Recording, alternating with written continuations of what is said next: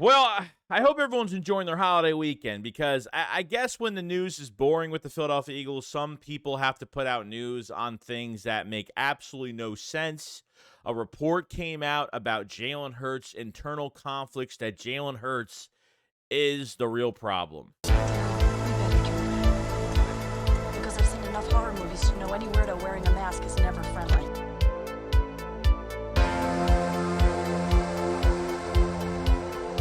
Yo, what is going on, guys? I hope everyone's having a good holiday weekend, going to the holiday weekend. So I hope everybody enjoys. Obviously, the Eagles don't have a game till Monday, and we'll probably watch football on Sunday as well, which is great.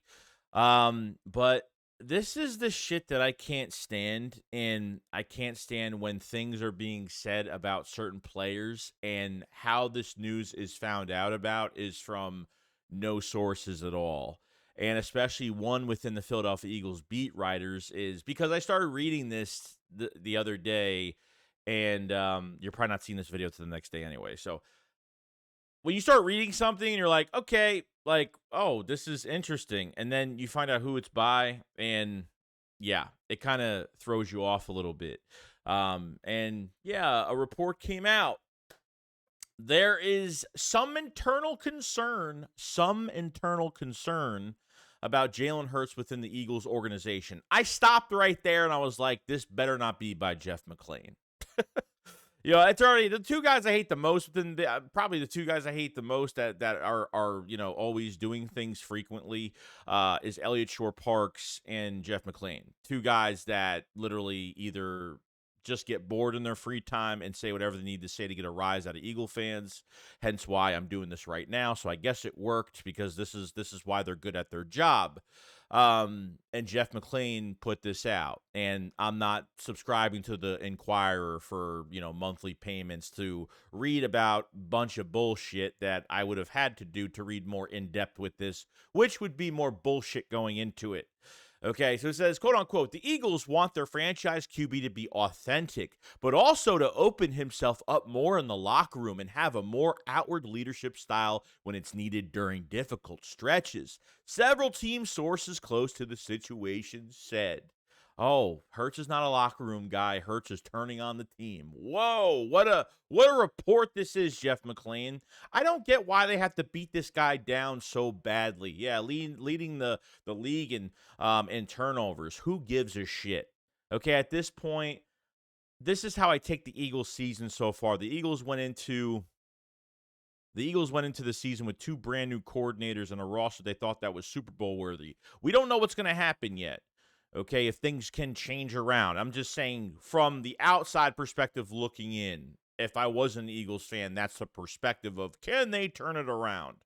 Okay, with a quarterback that's not in the best situation possible, because I feel like everything around Jalen Hurts this year, especially using him at the beginning of the year where he was getting hit constantly, nonstop on these QB draws, which got Jalen Hurts injured. And then there was an element to his game where I felt like the coaches kind of forced him to stay in the pocket this year. And to be honest with you, I thought that Hurts has been throwing very well in the pocket at times. But when you have an offense that's set up around you to where you're barely running the football, which takes pressure off your quarterback, which would take pressure off any quarterback in the league, okay, which you're not doing that, and the route combinations are taking too long to develop to have good timing between your quarterback and these wide receivers. You're not using your wide receiver threes. You're barely using your tight ends, especially with Dallas Goedert back. He's barely getting targeted at this point. So I think a quarterback is going to take shots, and if he's forced to take a shot on a certain play, whether it's these ridiculous kill shots going downfield on early downs where you can get time of possession and put teams away in the second half and score and waste opportunities, your quarterback is going to struggle. Yes, Jalen Hurts has regressed this year. There's no doubt, but this doesn't, just because you say regressed, it doesn't mean that he's going to be a failing quarterback, that he's not the franchise guy. Yes, I felt like when they paid him, they wanted to maybe use him differently this year. I don't know, but that injury to Jalen Hurts' knee did not help early in the season, and we went through our gauntlet, and we stayed strong, and, the coaches set up the players for failure in the first half. And then Jalen Hurts, the first Cowboys game, I see this guy crawling on the ground in so much pain, gets up, scores a touchdown, and literally wins the game for the Eagles. Okay?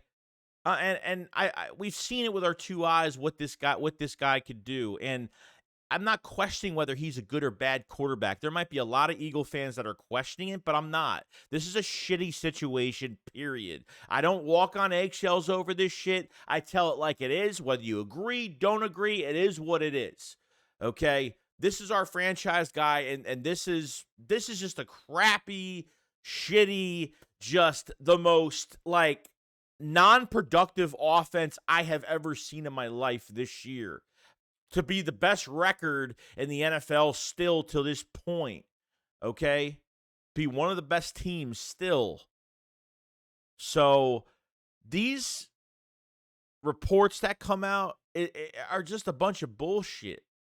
If I'm seeing anything from the last couple weeks from the Eagles when it comes to the players care.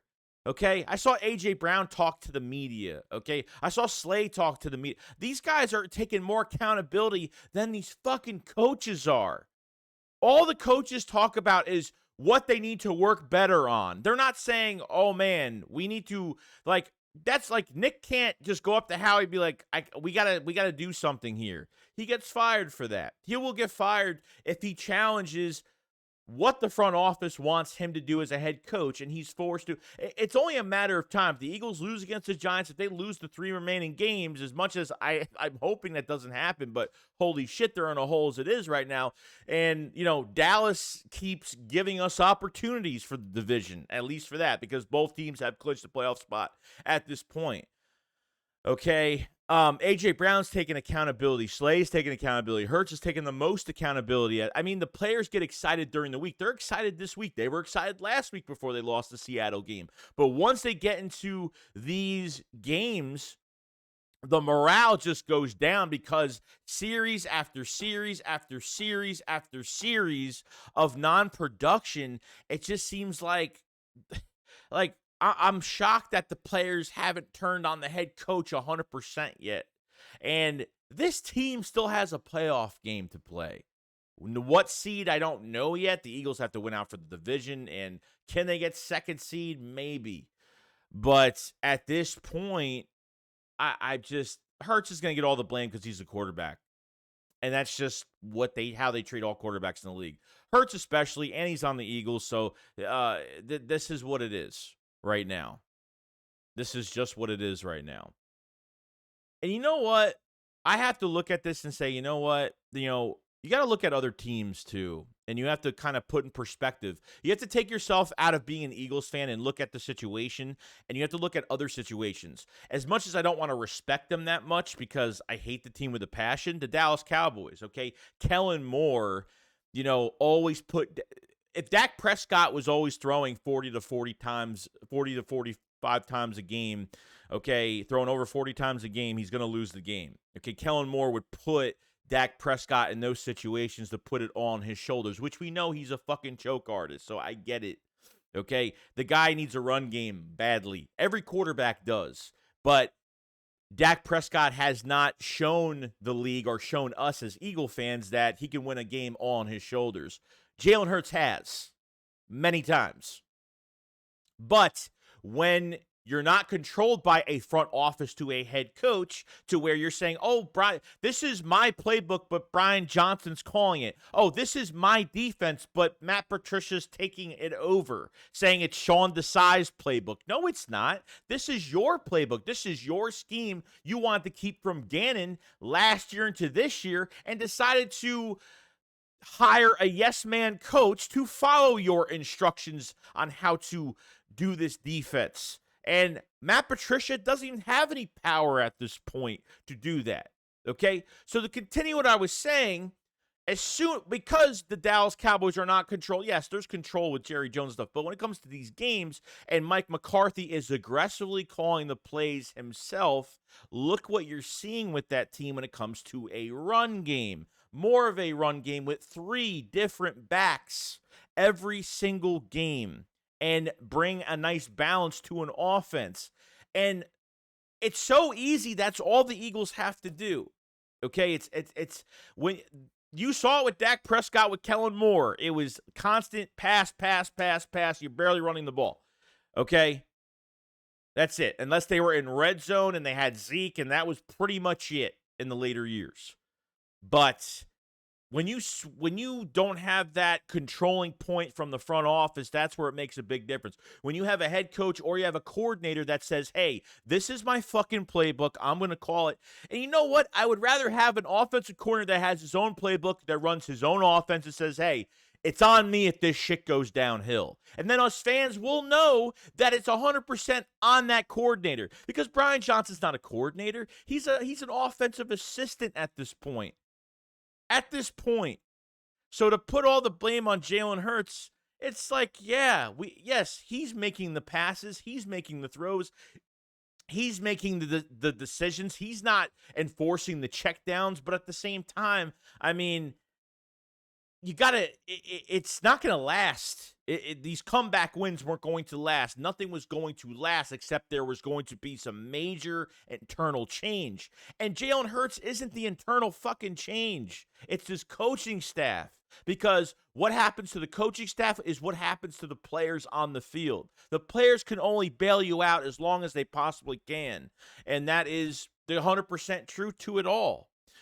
So, you know, when I read shit like this, I just feel like people are just getting bored at this point, and let's just point the fucking finger at somebody else. And I'm tired of this quarterback getting pointed the finger. And yes, like I said, the Jets game was horrible. Last game was horrible. I mean, nothing's working right now.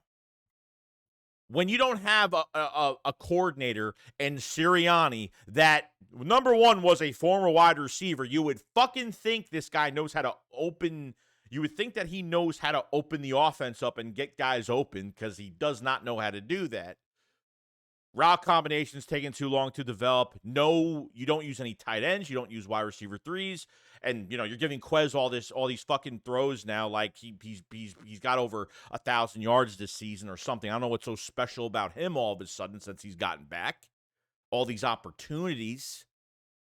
When your substitutions are not great, because every time Gainwell comes in the game between the 20s, it's a pass. Every time Swift comes in, they automatically think it's a run. You're making it so obvious. When Jack Stahl comes on the field as a tight end, they know they're not throwing to him. They're literally, the coaching staff is digging themselves a deeper fucking hole than what they're already preparing themselves for.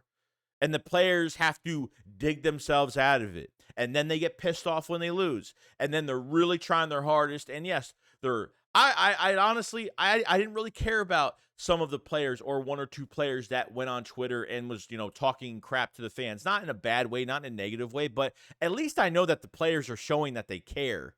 Because they wouldn't even have, screw it, I'm getting paid. Why am I going to go on social media and fight and argue with fans and defend my quarterback? You know, whatever the case may be. At least they're showing that they give a shit and they care. You know, and I'm seeing more of that throughout this whole entire process. So it's just ridiculous at this point how guys even have these jobs. Like, and ask them, like, and none of these guys ask, like, good questions, like, after post game, or there's never good, like, solid, not to the point where they're disrespectful, but you could you could turn some words around and make it a respectful question where it's a hard question to answer, but you're kind of putting somebody on the spot. And they never really do that in the slightest, like, positive way. You know, like, you know, Slay apparently, there was, you know, news on him, you know, and yes, we haven't been happy at all, especially Slay's decision to have this knee surgery to clean out his knee, which is fine. You know, I mean, players do get that. Kelsey had that surgery last offseason on his elbow, and was out for like 4 weeks.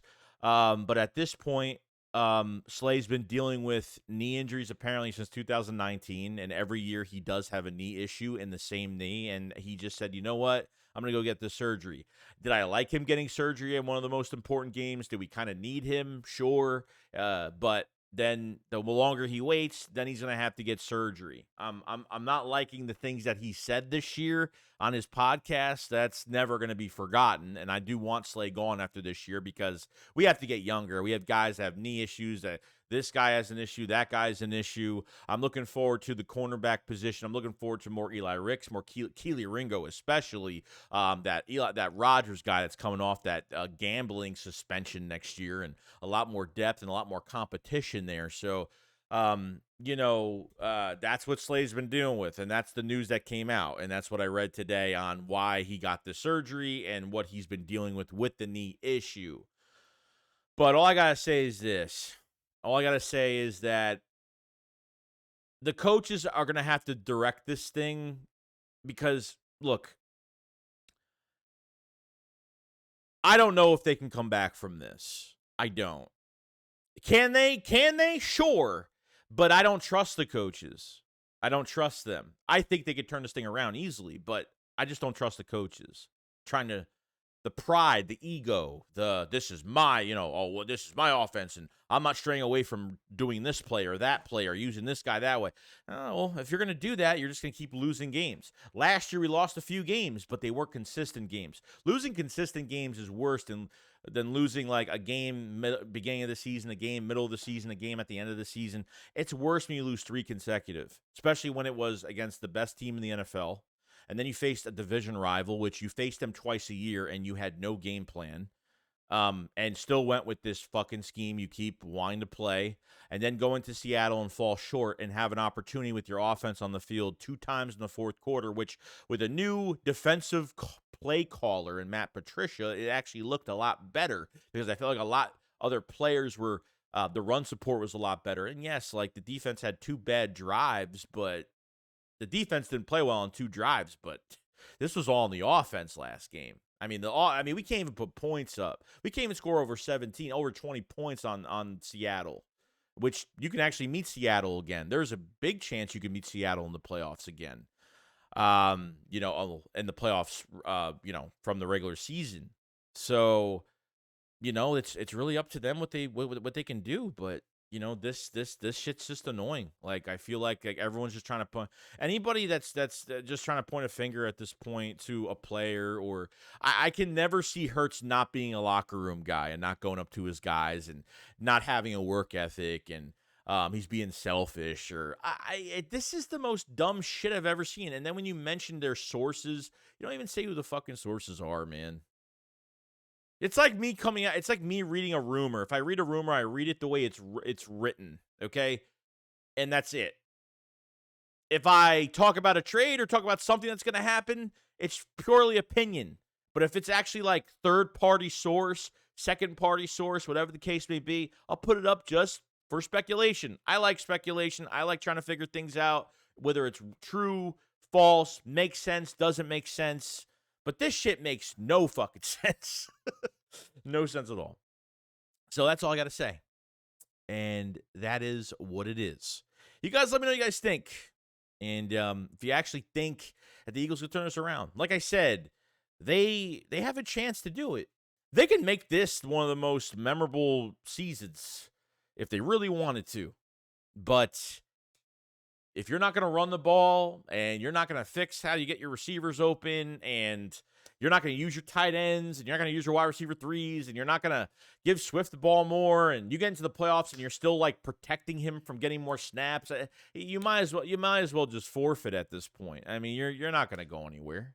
Not like this.